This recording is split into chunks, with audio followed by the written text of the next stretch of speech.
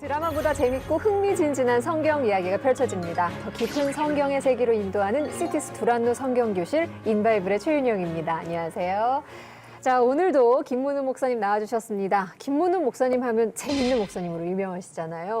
말씀을 재밌게 하시니까 성도들이 설교 시간에 졸 틈이 없을 것 같아요. 어떠세요? 어떤 목사님이 설교를 하는데 교인이 자꾸 설교하면 제가 화장실을 가가지고 왜 그러냐 물어보니까 저는 잠자기 전에 화장실을 가는 습관이 있어요.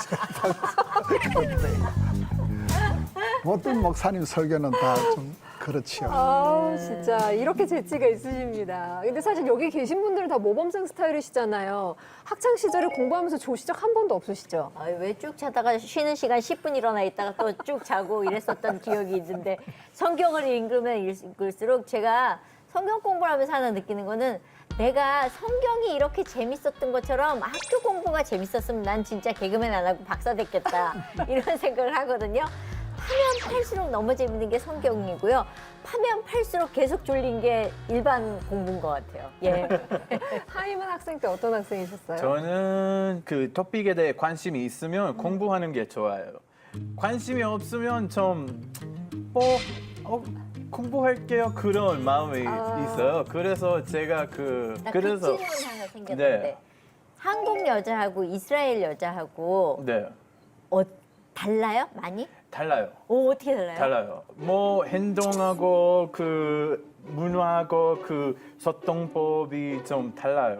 그래요? 왜냐면 이스라엘 여자들이 좀 강한 여자예요. 그 여자들이 군대로 가니까 좀 가난한 마음이 들기도 있어요. 강한 마음. 그쵸, 그쵸. 저기 즉 교수님이 물어봐 달라고 부탁하셨어요. 사인하셨어요. 예. 자, 제가 총각으로 이스라엘 가서 네. 나는 여기서 뼈를 묻는다. 네. 그러면은 이스라엘 여자와 결혼해야 되겠다. 오. 그 우리 이제 밤에 2시간씩 기숙사 학교 캠퍼스를 불침범 도는 게 있어요. 밤에. 예, 꼭 일부러 이제 2시간 할 때 남녀 학생들이 이렇게 해줘요. 결론은 무서워요. 뭐가 무서워요? 이스라엘 여자가. 이스라엘 여자. 아 여자들이 강력합니다. 어. 그게 왜 유대인들이 목의 혈통인지. 전 세계적으로 Jewish mother, 유대인 어머니 예. 가장 강력해요. 그다음에 아빠는 이탈리안 파더, 예. 그 마피아, 네. 그 아빠 중심적인 godfather. 그리고 이제 동구 슬라브 러시아 쪽은 바부슈카 할머니 최고. 그런 게 있구나. 그래서 제가 진작에 포기했습니다. 너무 무서워서 이스라엘 여성을 포기하셨군요. 이스라엘의 유대인의 하브루타 교육이 진짜 그렇죠. 전 세계적으로 굉장히 관심사잖아요. 우리 한국에서도 굉장히 인기가 있었어요. 근데 그렇기 때문에 그 하브루타 교육을 하는 이스라엘에서는 어떤 학생을 모범생이라고 부를까? 이것도 궁금한데요. 하브루타는 원래 그 종교적인 유대인 중에서는 그 개념이 나왔어요. 그 일반적인 학교에서 안 나와 그 개념이 원래 아니었어요. 근데 요즘은 우리는 하브루타는 그 학교 중에서는 어디든 가면 찾을 수 있어요. 왜냐면 우리한테 하브루타 핵심은 그냥 같이 어떤 이야기에 대해 대화 나누고 토론하고 질문 모르고 이렇게 같이 그 디스커션에는 참여해야 하는 마음이 가져야 돼요. 우리는 지금 하는 거 하브루타예요. 아, 이렇게 하는 거구나. 그쵸. 유익한 성경 이야기들 많이 준비되어 있거든요. 다 함께 성경 속으로 들어가 볼까요? 인 바이블.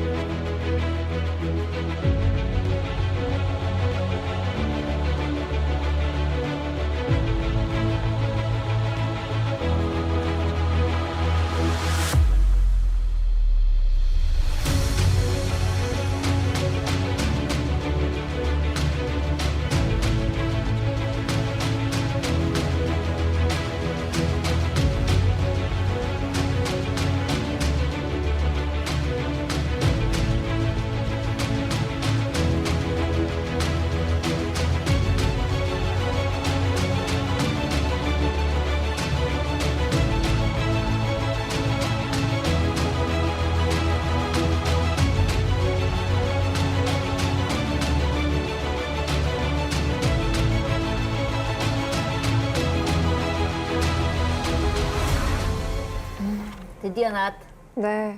예. 오늘은요, 여러분 잠깐 보셨지만 다윗 왕 마지막 시간입니다. 지난 시간까지 역시 다윗은 특별해, 정말 달라 이렇게 침이 마르게 칭찬했는데 다윗도 사람이었습니다. 연약한 면, 어쩌면 우리 모두가 가지고 있는 이야기 나눠보려고 하는데요. 왕이 되고 언약궤를 가지고 오면서 승승장구하던 다윗의 인생의 큰 오점이라고 해도 과언이 아니죠. 일생일대의 한 사건이 일어나는데 목사님 설명해 주시죠.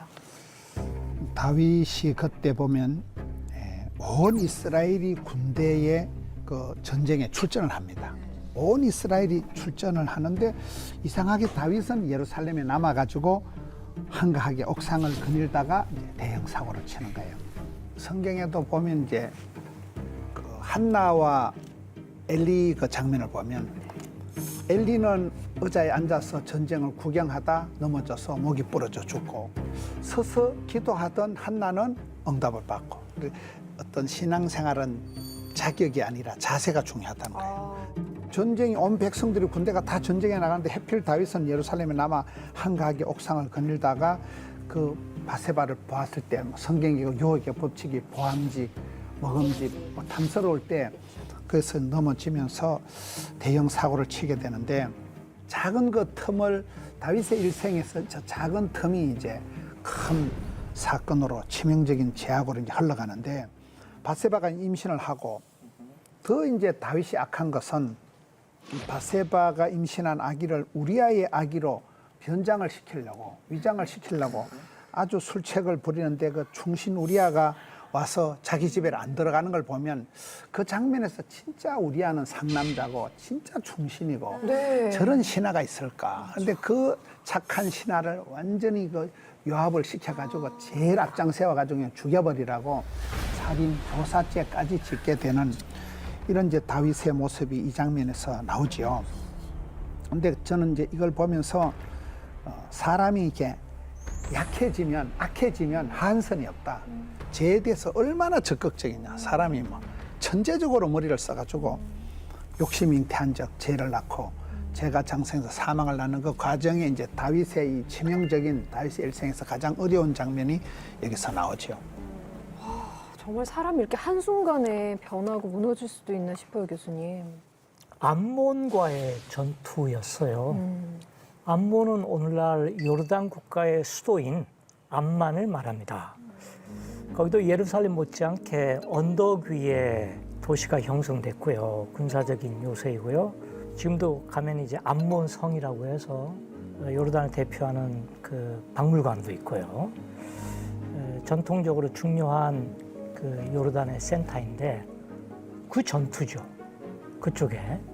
그러니까 벌써 이제 다윗의 군대가 거기까지 가서 전투를 벌인다는 것 자체가 세력이 확장되었다는 거고 다시 이야기하면은 위험을 무릅쓴 전투였죠.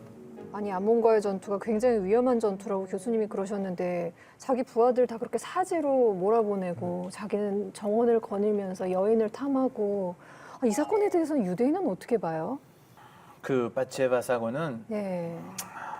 우리는 다윗의 가장 안 좋은 행동이란 생각이 나와요. 왜냐면 바세바는 우리야 남편으로 있었잖아요.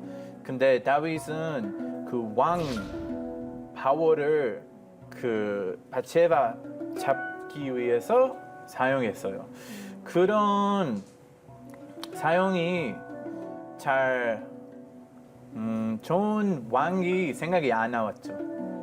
왜냐면 왕인데 우리처럼 그 똑같은 하나님의 그 규칙으로 걸어가야 돼요. 우리는 그 다윗의 그 담력을 볼 수 있었어요. 얼마나 담력했어요. 그 바세바 위해서. 우리는 다윗에 대해 엄청 긍정적인 마음이 들기도 하는데 그 바세바 사건이 좀 이게 왜 생겼는지 오점이다. 그쵸. 그쵸. 저는 근데 사실은 바세바 사건 전에 다윗이 부부 사이가 좋았으면 이런 문제가 생겼겠는가. 그래서 다윗도 부인이 되게 많지 않아요, 목사님? 많았죠. 많았어도 왜냐하면은 부부 관계 보다가는 예. 다윗 속에 있는 기본적인 그 아까 욕심, 탐심 그게 그쵸. 문제지. 근데 거기서 또 다른 여자를 품었잖아요. 근데 만족하지 못한다라는 걸 보면서 그냥 저는 나 남편한테 잘해야 되겠다. 딴 남편지 않도록 남편한테 좀 신경을 써야 되겠다. 저는 그 부분이 그렇게 와닿거든요. 네. 왜냐하면은 그냥 한가롭게 그 늦게 일어나서 만약에 누군가가 옆에서 어머 너무 피곤하시죠? 당신 뭐 먹고 싶어요? 제가 차려드릴게요. 뭐 이런 대화나 이런 게 오갔으면 혼자 옥상을 거닐지 않았을 거라는 생각이 드는 거예요. 네. 혼자 옥상에 올라가서 이렇게 보다가 저건 뭐야? 그래서 관심 갖게 된 거잖아요. 그러니까 저는 만약에 부부 사이나 뭐 있는 여인들과의 누군가가 자기를 만족시켜 줬으면 이런 일은 없었을 것이다. 그래서 나는 남편한테 잘해야 되겠다. 한눈 팔지 못하도록 이 생각을 했습니다. 아니 근데 목욕 말씀하시니까 저 사실 그거 궁금했어요. 아니 이스라엘 그 당시의 집들은 어떻길래 여자가 목욕을 하는데 그게 멀리 성에서 보이지? 성은 높잖아. 아무리 높아도 볼 수 전혀 있지. 가려지지가 않나요? 교수님 자, 아실 지금 것 아주 같은데. 기가 막힌 질문 잘해 주셨는데 네. 그 다윗성이라는 것 자체가 굉장히 가파른 비탈길이에요. 그래서 축대를 쌓고 축대를 쌓고 지금도 발굴한 그 기드론 골짜기 이렇게 올려다보는 경사면에 다윗의 왕궁을 만들었던 축대 부분이 잘 발굴돼 있습니다. 그래서 계단식으로 테라스식으로 이렇게 굉장히 가파르게 돼 있기 때문에 우선 옥상이 잘 보이고요. 그런데 원래 목욕은 모든 집들이 바닥에 바위를 파서 겨울철에 빗물이 이렇게 스며들도록 하고 그 물을 이용해요. 거기서 해결하면 돼요. 근데 옥상에 했다는 것은 혹시 제가 보기에 하녀들이 있지 않았겠는가. 좀 넓은 곳에서 시원한 곳에서. 근데 임신한 후에는 잘 아신 바와 같이 두려웠던 거죠. 네. 사람들이 알면은 혹시 거기에 대해서 비판할까 봐 실제로 나단이라는 예언자가 신랄하게 비판을 하죠. 그래서 다윗으로서는 그 위기를 모면하고자 하는 기가 막힌 플랫 구성 계획을 짰습니다만 말씀하신 대로 실패로 돌아가고 맙니다. 그렇게 기가 막힌 구성을 짰습니다만 후대에도 다윗 왕을 비판하는 이야기들이 계속 쏟아지고 노래도 있다면서요, 교수님? 네, 뭐 보는 관점에 다르겠습니다만 20세기 서양 팝송 중에서 한 10대 팝송 중에 하나로도 꼽을 만한 캐나다의 유대인 출신의 가수 레너드 코헨의 할렐루야라는 팝송인데 한번 들어보시죠.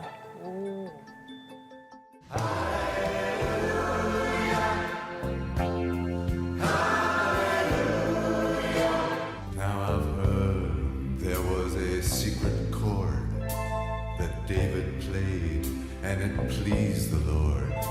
But you don't really care for music, do you? It goes like this: the fourth, the fifth, the minor fall, the major lift, the baffled king composing hallelujah. Your faith was strong, but you needed proof. You saw her bathing on the roof, her beauty and the moonlight overthrew you. And even though it all went wrong, I'll stand before the Lord of song with nothing on my tongue but hallelujah.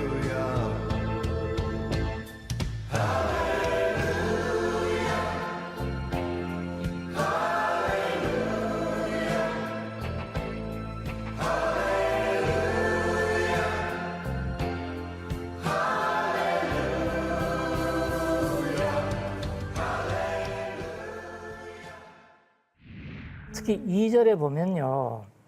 당신의 믿음은 강했지만 증거를 원했지요. 당신은 그녀가 지붕에서 목욕하는 것을 보았고 그녀의 아름다움과 달빛이 당신을 뒤집어 놓았죠. 그녀는 당신을 부엌 의자에 묶고 당신의 왕자를 부수고 머리카락을 잘랐습니다. 그리고 당신의 입술에서 할렐루야를 끄집어냈습니다. 마무리는 긍정적이에요. 그래서 맨 마지막 6절 보시면요. 최선을 다했지만 부족했어요. 나는 정말 느낄 수 없었기 때문에 직접 만지려고 했고요. 진실을 말했고 당신을 속이려고 하진 않았습니다. 비록 모든 것이 망가졌지만 나는 주님의 노래 앞에 설 것이에요. 내 혀에는 할렐루야 외에는 아무것도 없습니다. 이게 마지막 6절이에요. 그래서 기독교적인 차원에서 다윗의 할렐루야인 동시에 다윗의 약점을 비판하면서 궁극적으로 여호와를 찬양해야 된다는 이런 의미에서 저는 개인적으로 다윗의 결정적인 그 약점에 대해서 이 노래를 통해서 대신 설명하고자 합니다. 아까 그 이성민 집사님이 짚어주셨듯이 살인, 간음, 그다음에 이제 거짓으로 뭔가를 조작하려는 거짓이잖아요. 살인교사죄. 예, 살인 교사에다가 이렇게 어마어마하게 십계명을 다 남의 것을 탐하고 이렇게 위반을 많이 했는데 다윗이 용서를 받았어요. 죄를 사하여 주셨다 이런 표현이 나오더라고요. 목사님 어떻게 된 거예요? 우리가 사울 왕에 대해서 이렇게 볼 때 그 사울 왕의 그 굉장히 인간적인 끝까지 포기하지 않고 다윗을 죽이고 자기가 아들에게 차지하려고 하는 그걸 보면서 우리의 모습을 많이 느꼈듯이 다윗도 그렇다고 봐요.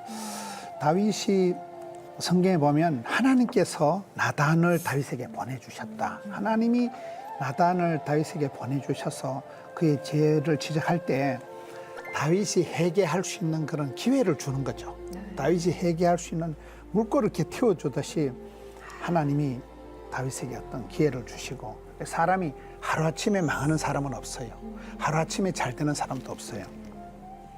이 다윗의 주변에는 천만다행하게 좋은 사람들이 있었죠.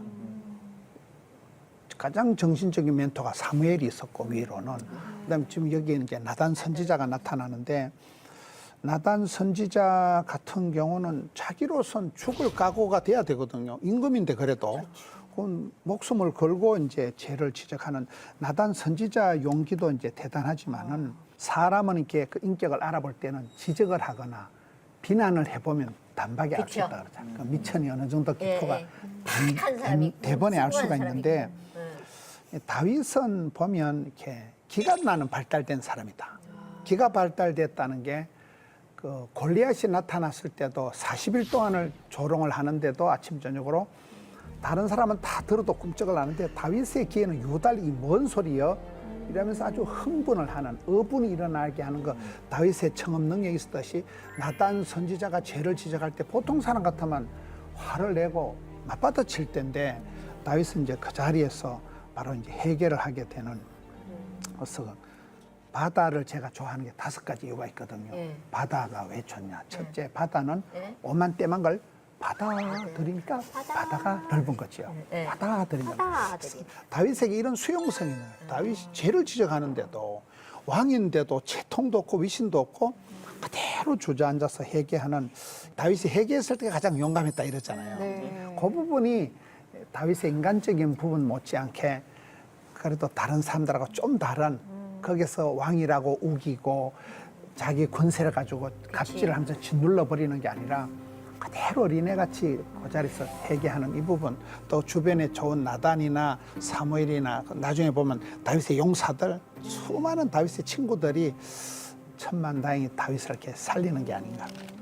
하나님이 죄를 사하여 주셨다라고 나단 선지자가 얘기를 했지만 이후 다윗의 인생이 그렇게 순탄하지 않았던 것 같아요, 목사님. 그러니까 그 흐름이 네. 다윗의 바세바와 불륜으로 제약으로 인한 그 피해 보복, 피해 어떤 흐름이 계속 이어지지요. 그 역사가 이제 쭉 이어서 나오는데 다윗의 아들 암논 또 다윗의 딸 다말.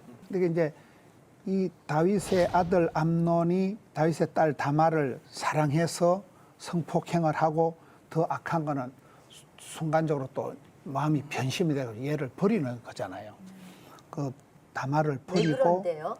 사랑이 이제 변질이 변태가 된 거죠. 그러니까. 그게 이제 이게 이 다윗에 뿌린 그 죄의 씨앗이 계속 이 피의 보복으로 이 사랑이 뒤틀려 흘러가는 거죠. 정석으로 흘러가는 사랑이 아니고 이 집안에 이제 피가 흘러가는 이제 그 흐름이 되면서 죄가 진짜 무섭네요. 죄의 이제 흐름이 흘러가는데 뭐 친동생 다말의 원수를 갚고자 한 게 압살롬이거든요. 압살롬의 친여동생이 다말이거든요. 그래서 이제 압살롬이 상당히 작전을 해가지고 암논을 죽여버리고 그리고 또 압살롬은 그술로 도망을 가서 거기서 3년을 숨어서 지내고 또 요압이 결정적인 때 계속 나타나요. 요압이 이제 다윗의 허락을 얻어가지고 그술로 가서 압살롬을 나는 이제 압살롬은 압산에서 죽을 놈이다. 압살롬을 이제 예루살렘으로 데리고 오는데 4년을 또 준비를 해요. 압살롬이 4년 동안을 반란을 일으키려고 차곡차곡 준비를 하고 성경에 보면 이스라엘 사람들의 마음을 훔쳤다. 아주 그 백성들의 마음을 교묘하게 다윗에게 가는 걸 요래 가기 전에. 훔쳐가지고 잠깐만 들으세요. 여기 좋은 거 있습니다. 여기 좀 보시죠. 그래, 그걸 가로채가지고 도둑질을 해가지고 이제 만반의 준비가 되었을 때 반란을 일으켜서 하는데 항상 그 성경의 원리가 아까 그 가장 그 사랑스럽고 사랑이 변질이 되어서 문제가 되듯이 또 가장 사랑했던 아들 압살롬이 또 배반을 하고 이 사랑의 이제 그 변질이 계속 나타난 게 다윗의 집안인데 다윗이 이제 그때부터는 압살롬이 아들이 배반을 하니까 완전히 도망자가 되고 처량한 신세가 되고 막 맨발로 울면서 야반 도주를 하는 이제 이런 신세가 되었는데 시므이 같은 경우는 이제 사울 왕의 그 후손으로서 다윗을 볼 때 꽃이다. 그러니까 성에 보면 비루한 자여 가거라 손우리 말하면 야이 빌어먹을 자식아 꺼져버려라 막 그냥 막 그대로 막 쌍욕을 하면서 하는데 다윗이 꿈쩍을 안 하는 거예요. 보통 사람 같으면 열받아가 옆에 있는 막 아비스의 장군들이 막 각하 하명하시면 건너가서 막 작사를 내겠습니다 하는데도 냅두라.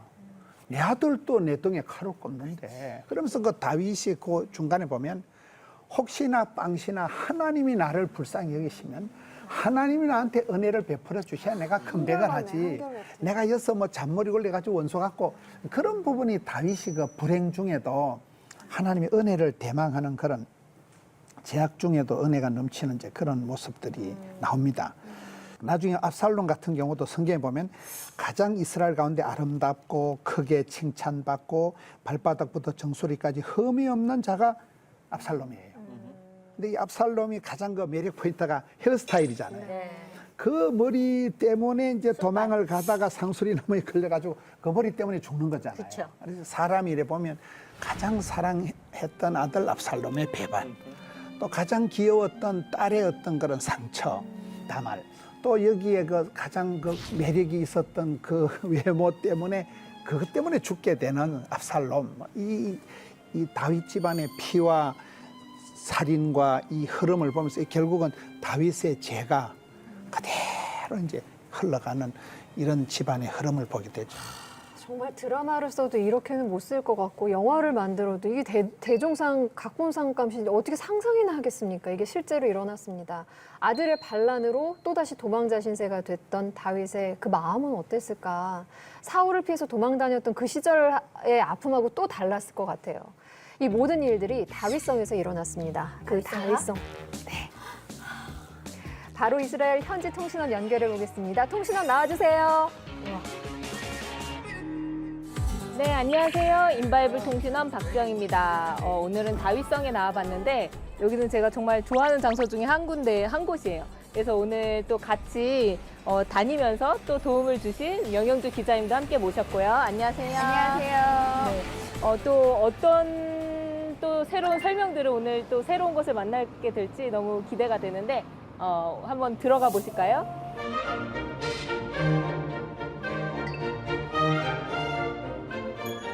다윗성이라고 또 이렇게 붙어 있고요.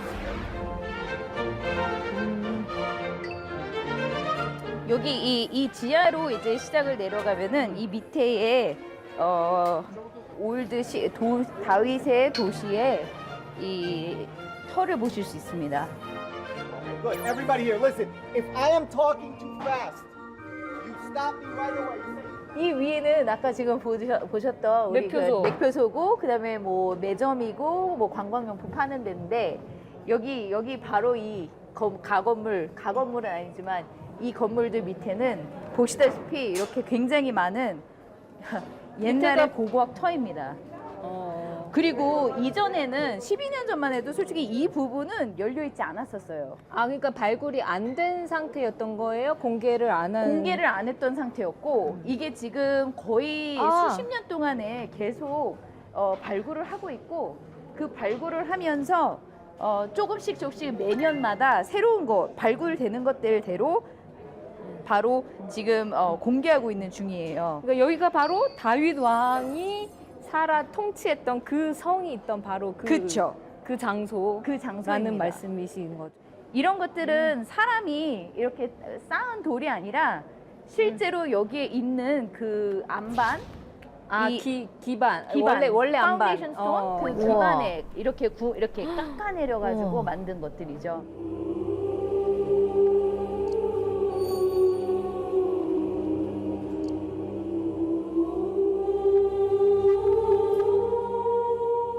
그러니까 이렇게 정갈하게 다듬은 돌이 아니라 정말 그냥 막 해가지고 쌓은 것 같은 느낌이죠. 이 돌이 저 문양이 있는 그 돌이 이 다윗의 궁전의 그 일부가 아니었을까라고 추정하고 있는 것 중에 하나입니다. 벽돌이 보이는데 굉장히 이렇게 가파르게 이렇게 돼 있잖아요. 이 여기가 이제 느헤미야 시대에 다시 벽을 쌓았다라고 추정하는 장소예요. 와, 대단하다. 저게 다 사람들이 이구지구 갔었을 거 아니에요. 여기 우리가 보이는 요 동네를 우리가 지금 이 왕궁 로열 쿼터라고 부르는데 황실의 쿼터라고 부르는데 왜 그러냐면 이런 집 가옥 구조에서 화장실을 발견했다라는 거예요. 아. 우리가 이 워렌스 샤프트로 가는 길로 그리고 기온샘이 있는 길로 이렇게 쭉 걸어 내려가고 있는데요.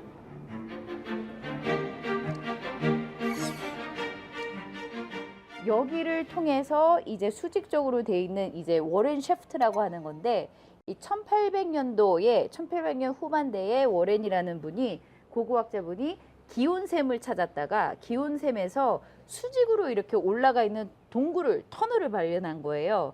그래서 그 위로 기어 올라가 보니 그것이 이 도시 다윗성이라는 도시를 발견한 거고 그래서 이제 그 당시에 가장 큰 발굴이었다라는 게 이 샤프트를 통해서 다윗성이 발견이 됐기 때문에 정말 고고학적으로 가장 큰 발굴이었다고 얘기를 하고요.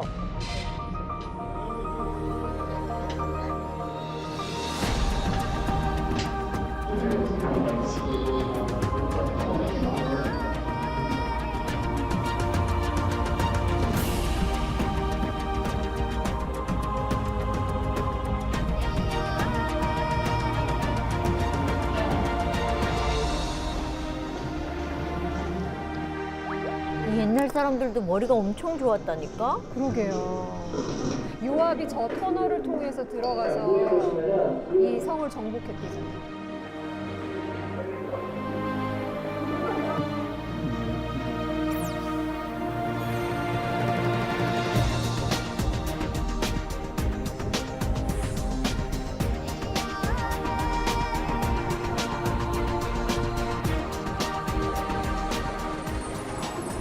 우와, 물 맑은 거 봐. 맑다. 우와.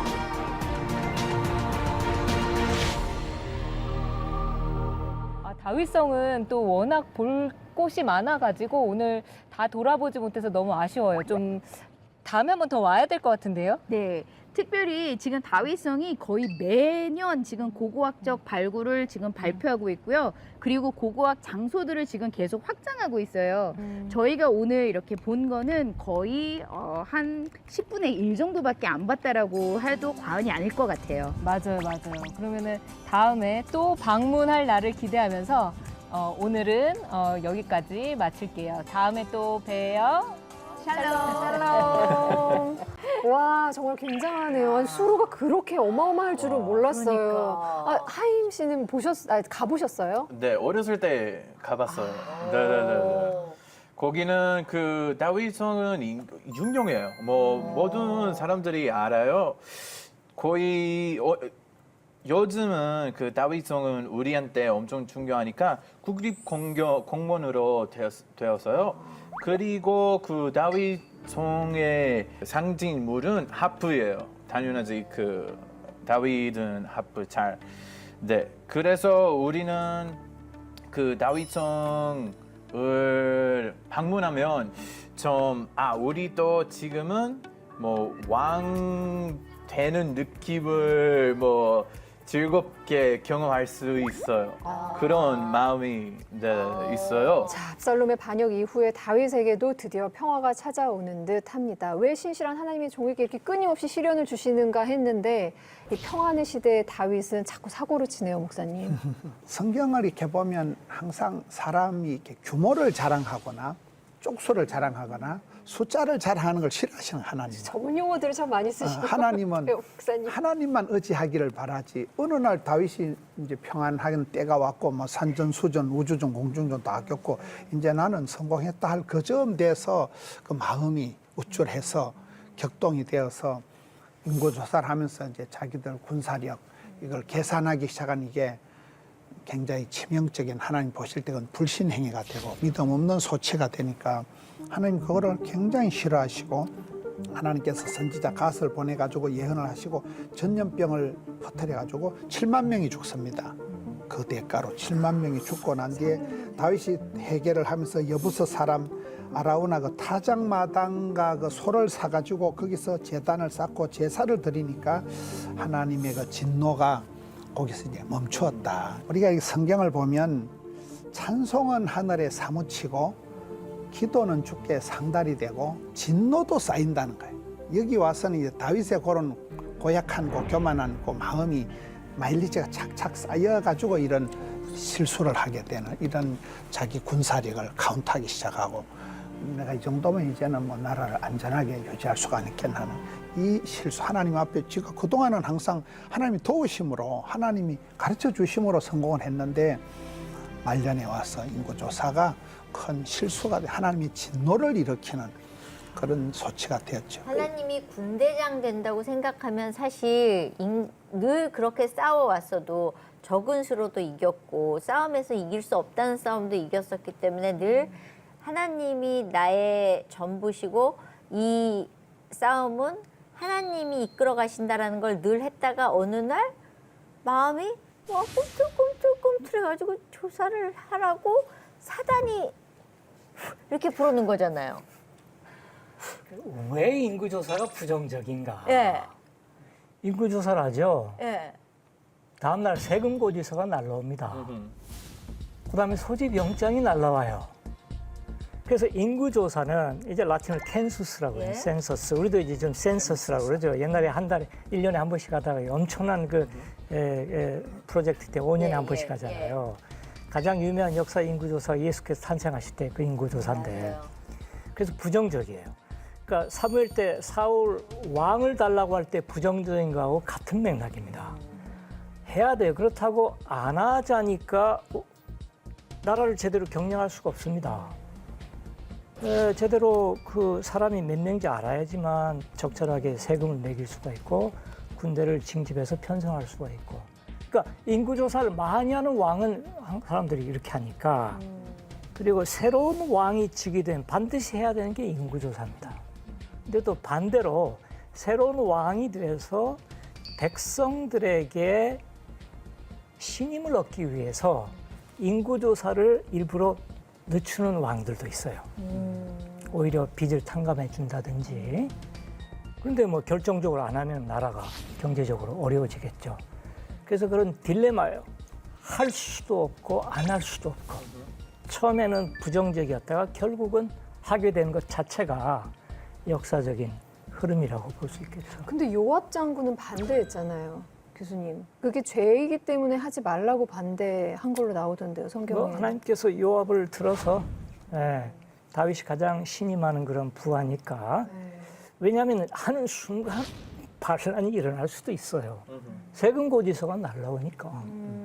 그보다 더 무서운 소집 영장이 날라오니까. 그래서 되도록이면 해야 되는데 언제 어떻게 할 것인가 쉽지는 않았습니다. 거기에 대한 해설이 처음에는 부정적이었다. 결국은 할 수밖에 없는 것으로 그렇게 바뀌는 것을 볼 수가 있습니다. 근데 그 전염병 멈추는 그 이유가 그 다윗이 그 제사 했을 때 그 제사 건강은 돈으로 냈어요. 잡았어요. 네. 그래서 그런 그 돈 사용했을 때 하나님 마음이 좀 변했어요. 이 돈으로 그 우리는 그 잘못을 뭐 해결할 수 있는 생각이 들어갔어요. 그래서 이 제사 행동은 엄청 중요해요. 우리는 이거에 대해 배워봤을 때 그 제사 집중했어요. 그리고 제사 그 장소는 그 미래에 솔로몬 만든 성전 장소예요. 그 그쵸? 지역은. 예. 가장마당. 그렇죠. 예. 그래서 우리는 그런 부분에 대해 좀 집중했어요. 그렇군요. 정말 난 다윗처럼 되고 싶어라고 얘기했었던 사람들이 참 많았는데 다윗도 알고 보면 여러 번의 죄를 저질렀네요. 그런데 죄를 깨달았을 때, 아니 죄를 지적당했을 때 바로 인정하고 지체하지 않고 즉시 회개했기 때문에 하나님께 용서를 받을 수 있었습니다. 사울을 통해서 하나님은 용서를 해주고 싶어서 끝까지 기다리는 분이다라는 걸 배웠다면 또 다윗을 통해서는 그 기회를 주실 때 바로 엎드리기만 하면 죄를 용서해 주시는 분이 하나님이시다라는 걸 다시 한번 느꼈습니다. 어떻게 보셨어요, 여러분은? 저는 그 마지막에 하임이 얘기했던 거 타작마당과 그 소를 돈을 주고 샀다. 그리고 제사를 짓다. 제사라는 의미가 희생이잖아요. 제사를 지낼 때 짐승을 잡아서 피를 가지고 하기 때문에 이 다윗이 마지막에 이제 그 타작마당과 소를 돈을 주고 사고 제사를 드림으로 하나님의 진노가 멈추었듯이 이게 이제 신약적으로는 예수님께서 피로 값주고 사신 교회. 이 모든 죄의 문제는 예수님만이 해결을 할 수 있는 거예요. 예수님의 피로 이게 해결이 되는 거다. 그래서 다윗의 실수 이거는 보면 누구라도 할 수 있는 천하의 다윗도 그런 100점짜리 인생은 아니고 다윗도 엄벙덤벙했지만 그 마지막에 그 부분이 저는 짠하게 와닿는 역시 피로 값주고 산 그 대가를 집어넣는 제사 자체가 희생이잖아요. 피를 흘려서 희생의 제사를 예배가 회복되면서 이게 이제 예수님이 오셔야 예수님의 십자가의 보혈로 이 죄악의 문제를 완전히 해결할 수 있는 그 부분이 저는 마지막에 와닿네요. 저는 사실 고난이 축복이다라는 게 다윗의 경우를 보고 하는 게 아닌가라는 게 매번 어떤 사건이 있고 나서 그것으로 납작 엎드려서 다시 하나님 앞에 가고 또 어떤 고난을 통해서 또 하나님 앞에 엎드리고 가는 그 훈련의 과정들이 우리가 흔히 얘기하는 너 고난이 축복이야 했을 때 무슨 소리 하는 거야 라고 화를 내는 게 아니라 이 고난에 대해서 내가 나를 돌아보는 시간을 갖는 다윗이 전 대단한 것 같아요. 네. 우리도 배워야겠어요. 네. 그 부분은. 하임은 오늘 1시간 하면서 어땠어요? 재미있었어요. 제가 그 다윗에 대해 생각하면 사울이 생각에 나와요. 왜냐면 사울은 다윗보다 사울은 잘못이 좀 많이 있었는데 근데 자기의 잘못을 절대 이해할 수 없었어요. 그 사울이. 제가 그 하느님이 왜 화가 났어? 제가 뭐 했어? 이렇게 그 리플렉션 못하는 사람이었어요. 그리고 그 사울이 그 사과하는 사람 아니었어요. 그 회개는 또 없었어요. 근데 다윗 경우에는 사과했고 회개했고 그 엄청 아픈 마음이 있었어요. 그 하나님 다윗이 잘못했으면 하나님이 화가 났으면 그 마음이 엄청 아팠어요. 진짜로 아팠어요. 그래서 제가 좀 이렇게 이 두 인물에 대해 뭐 보면 다윗이 진짜 바세바 사고님 말고 그 다윗이 진짜 대단한 사람이었어요. 사실 사울보다 다윗이 더 죄는 많이 짓지 않았어요? 이렇게 개수로 죄는 더 치명적. 그죠? 독하지. 큰 죄, 결정적인 더 죄. 큰 죄를 네. 졌죠. 네. 교수님은 그래서 어떠셨어요? 이제 죄가 많은 곳에 은혜가 많다. 또 이렇게 신앙적인 합리화가 이루어지죠. 홀리하게 마무리를 해주셨네요. 막연하게 다윗은 하나님 마음에 합한 자 이렇게만 알고 있었다면 이제 하나님께서 왜 다윗을 그렇게 부르셨나 잘 알 것 같습니다. 완벽해서가 아니라 자신의 연약함, 죄를 하나님 앞에서 바로 고백할 수 있는 그 용기가 우리 모두에게 있기를 바라면서 저희는 다음 시간에 다시 인사드리겠습니다. 오늘 함께해 주셔서 고맙습니다. 감사합니다.